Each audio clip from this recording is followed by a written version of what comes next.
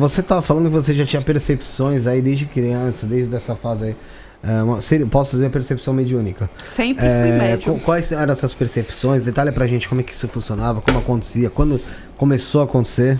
Eu vou falar que eu vim de uma casa com muito poltergeist. Então acho que isso facilitou um pouco mais, né? Depois de muitos anos eu fui entender o meu processo mediúnico do meu pai não desenvolvido. Eu morava numa casa de esquina. Uhum. Do lado da minha casa tinha uma casa de... Eles chamavam de quimbanda, mas eu não sei, porque eu era criança, eu não entendia nada disso. E vira e mexe tinha uns bodes na porta da minha casa, tinha uns padeiros na porta da minha casa, já chegou a ter bonecas com facas na porta da minha casa, porque meu pai e a minha mãe nunca foram pessoas. Mãe, desculpa se você estiver por aí. Queridas, hein? Beijo, te amo. Né? Mas assim, então sempre aconteceu muito. Então a minha casa sempre teve muitas movimentações energéticas. Meu irmão também percebia, mas ele acabou seguindo por outro lado. Né? Mas gente, por exemplo, eu tava sentada de noite na minha cama e eu via gente andando pela casa e meu irmão saía correndo pra vir pro meu quarto e falou assim: bah, os meus brinquedos estão se mexendo sozinho. E eu pegava ele, colocava debaixo do cobertor comigo e os brinquedos estavam andando sozinhos pela casa. Foi lá que foi gravada a tua história. Foi bem isso, assim, sabe? O nome dele é Andy? Nossa, coitado, meu irmão. E é isso, então a gente sempre viu coisa. Tem histórias surreais, assim, tipo, meu pai tinha um quadrinho pequenininho de São Jorge de metal. E ele ficava na parede. E eu tava passando na sala. E eu tava na outra ponta, o quadro voou pra me acertar. Ele não pegou por muito pouco. Eu acho que algum dia mesmo, né? Era ataque. E eu via criança correndo pela casa, as portas abrindo, derrubando coisas dentro do armário, sabe? E eu já tive sensações de gente me pegando, me segurando, visões de coisas se mexendo. Então sempre foi muito comum. E hoje em dia eu entendo que eu sou clarividente. Né, mas agora adulta, já com desenvolvimento, eu consigo. Isso eu não quero ver, então tchau pra vocês. Né, isso tudo bem, eu aceito ver, eu preciso ver. Mas sempre foi muito comum. E as coisas se. E assim, meus pais se fingiam de louco. Meu pai dava uns berros, fingindo, sei lá, tava expulsando as coisas de casa. Meus pais moram naquela casa até hoje, eu não consigo visitar eles. Sério? Não passo na porta daquela casa. É horrível, gente. E é muito louco, porque assim, era uma coisa que todo mundo sabia, ninguém falava. E eu fui aquela pessoa escolhida, né, pra ser a pessoa que agora você vai ter que lidar com isso. Né? Então, inclusive, por muito tempo, assim, eu fui pesquisando, conhecendo a minha ancestralidade, eu conheci as histórias das minhas ancestrais, né? Então, assim, foram mulheres que essa coisa de eu sou neta de filha das bruxas, né, neta de bruxas, na minha família tem um pouco disso, né, porque eram mulheres eslavas, e elas tinham percepções, só que elas tinham medo porque elas falavam que isso era coisa do diabo.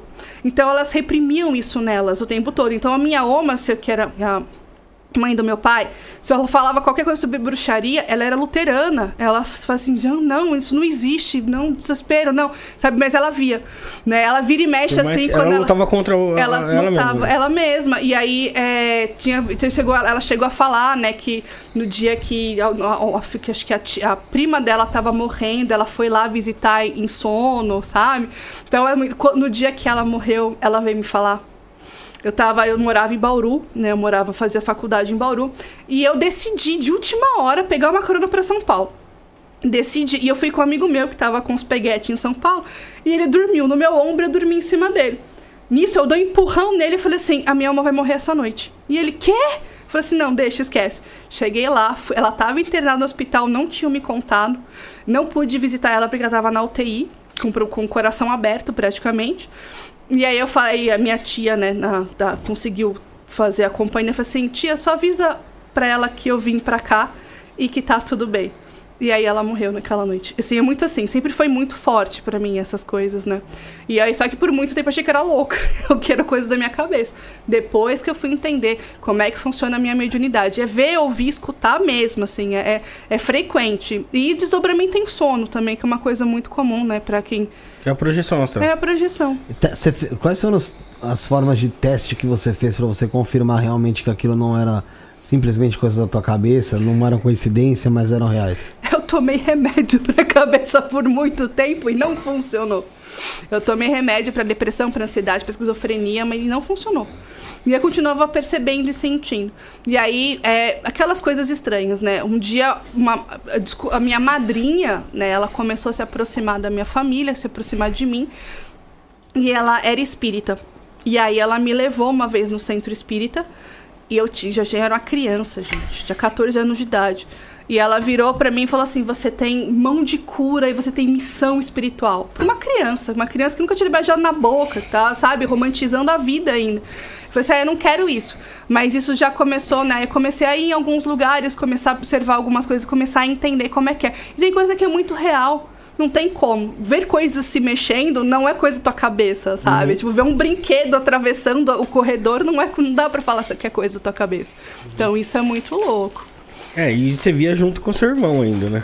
Meu irmão, ele dá umas negadas de vez em quando, mas de vez em quando rola. Ele tem uma conexão bonita com a espiritualidade dele. Ele foi pro Zen budismo, né? Uma coisa mais tranquila. Ele falou assim, não, pode deixar que essa eu tomo nas costas. Eu adoro. Eu falo assim, que no começo, quando a gente é criança, tá em desenvolvimento, a gente se perde muito, né? Ainda mais sem cuidado, sem ajuda. Mas agora, como uma mulher adulta, dirigente de trabalho espiritual, né? Madrinha de Jurema, eu fico, gente, eu amo o que eu faço. E eu amo poder ajudar pessoas também nesse processo, né? Porque é isso, você tá desamparado, você não tem quem te ouça, quem te acolhe e fala assim, não, você não tá louco, né? Ainda mais porque quando a gente vai enxergar, a gente não... Eu faço isso, né? Eu não classifico espiritualidade. Então, se eu sinto uma energia perto de você e você fala pra mim que é um elemental, eu vou acreditar. Eu não vou falar, não, isso daí é um Exu, não, isso daí é um Herê, não vou fazer isso. Não, mas isso não é um caboclo porque ele não aparece assim, não. Essa energia que você sente, então vamos trabalhar com esse entendimento dessa energia, porque isso é simbólico pra gente. Né? Então não tem como. Então, pra mim, eu via muitas bruxas. Hoje em dia eu conheço as minhas pombogiras, assim, então eram vocês, suas sacanas. Porque tem uma mulher que aparecia. Você entendia como uma bruxa, né? E essas bruxas dos livros de bruxaria que eu lia. Por exemplo, teve algumas vezes que aconteceu de eu estar desesperada com esse processo de ver coisas em casa e apareceu uma mulher no meu quarto. Lindíssima, lindíssima. E ela falava assim, tá tudo bem. Inclusive, a minha mãe conta que ela teve uma gravidez de risco, né, comigo. E ela tava com medo de me perder e começou a chorar na sala. E essa mulher apareceu na sala, colocou a mão da barriga dela e falou assim, essa é minha. Ela vai nascer. É minha mestra de Jurema. É a mestra Rosa, amor da minha vida. Né? Então, tudo da minha vida é a mestra Rosa. E é ela. Então, agora eu reconheço outras forças. Por exemplo, meu mestre de Jurema, né? Ele é meu guia-chefe. Né? É ele quem abriu, realmente, esse aspecto de entender essa bruxaria brasileira. E hoje em dia, assim, aquele dia que aconteceu tal coisa, ele tava lá, eu reconheci a energia. E o meu Exu também é outro, né? Então, essa energia é tudo assim. Então, essa também é uma prova pra mim. Porque eu reconheço essa energia e tem coisas que aconteceram muito mirabolantes na minha vida. Eu falei assim, cara, se não é espiritualidade pondo a mão, eu não sei o que é. Porque é muito doido.